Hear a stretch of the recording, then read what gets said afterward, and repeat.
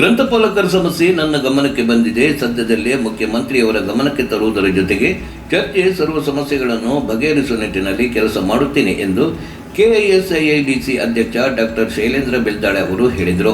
ಚಿಟ್ಟಗುಪ್ಪ ತಾಲೂಕಿನ ಚಾಂಗಲೇರ ವೀರಭದ್ರೇಶ್ವರ ದೇವಸ್ಥಾನದಲ್ಲಿ ರಾಜ್ಯ ಸರ್ಕಾರಿ ಗ್ರಾಮೀಣ ಪಂಚಾಯತ್ ಗ್ರಂಥಾಲಯ ಮಾಹಿತಿ ಕೇಂದ್ರ ಸಹಾಯಕರ ನೌಕರರ ಸಂಘದ ಸಂಯುಕ್ತ ಆಶ್ರಯದಲ್ಲಿ ಜರುಗಿರುವ ಗ್ರಂಥಪಾಲಕರ ಸಭೆಯ ಕಾರ್ಯಕ್ರಮ ಉದ್ಘಾಟಿಸಿ ಮಾತನಾಡಿದ ಅವರು, ಗ್ರಂಥಾಲಯವೆಂದರೆ ಸಮಾಜದ ಹೃದಯವಿದ್ದಂತೆ. ಪುಸ್ತಕಗಳ ಮಧ್ಯದಲ್ಲಿ ಜ್ಞಾನದ ಹಸಿವನ್ನು ಹೆಚ್ಚಿಸಿಕೊಂಡು ಮಾನವೀಯ ಗುಣಗಳನ್ನು ಮೈಗೂಡಿಸಿಕೊಳ್ಳುವ ಜ್ಞಾನ ಮಂದಿರ ಗ್ರಂಥಾಲಯಗಳು. ಗ್ರಂಥಾಲಯದ ಕಾಯಕ ಯೋಗಿ ಆಗಿರುವ ಗ್ರಂಥಪಾಲಕರು ಸುಮಾರು ವರ್ಷಗಳಿಂದ ಕಡಿಮೆ ಸಂಬಳದಲ್ಲಿಯೇ ಕೆಲಸವನ್ನು ಮಾಡುತ್ತಿದ್ದು, ಕೂಡಲೇ ನಿಮ್ಮ ಸಂಬಳವನ್ನು ಹೆಚ್ಚಿಸುವ ನಿಟ್ಟಿನಲ್ಲಿ ಮುಖ್ಯಮಂತ್ರಿಗಳಿಗೆ ಭೇಟಿ ನೀಡಿ ನಿಮ್ಮ ಇನ್ನಿತರ ಸಮಸ್ಯೆಗಳ ಬಗ್ಗೆ ಚರ್ಚಿಸಿ ನಿಮ್ಮ ಸಮಸ್ಯೆಗಳಿಗೆ ಪರಿಹಾರ ಕಲ್ಪಿಸುವಂತೆ ಪ್ರಯತ್ನಿಸುತ್ತೇನೆ ಎಂದರು.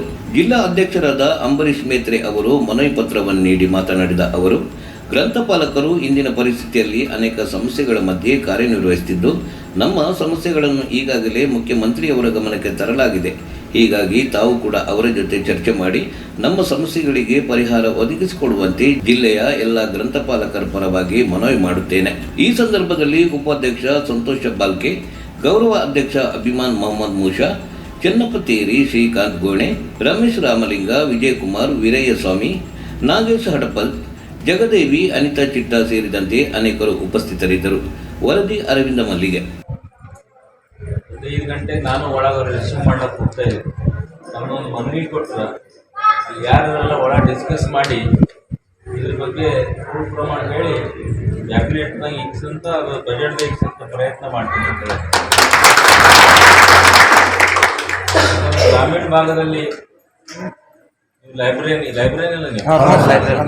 ಗ್ರಂಥಾಲಯ ಗ್ರಾಮೀಣ ಭಾಗದಲ್ಲಿ ಜನರಿಗೆ ಅರಿವು ಮೂಡಿಸೋ ಮುಖಾಂತರ, ಜನರಿಗೆ ತಿಳಿ ಹೇಳೋ ಮುಖಾಂತರ ವಿದ್ಯಾರ್ಥಿನಿಯರಿಗೆ ಗ್ರಾಮೀಣ ಭಾಗದಲ್ಲಿ ಓದ್ತಾ ಇರುವ ದಿನನಿತ್ಯ ಬೇರೆ ಚಟುವಟಿಕೆಗಳಲ್ಲಿ ತಲೆ ಹಾಕಲ್ದೇನೆ ಈ ಒಂದು ಓದು ಬರೋದ್ರಲ್ಲಿ ಜಾಸ್ತಿ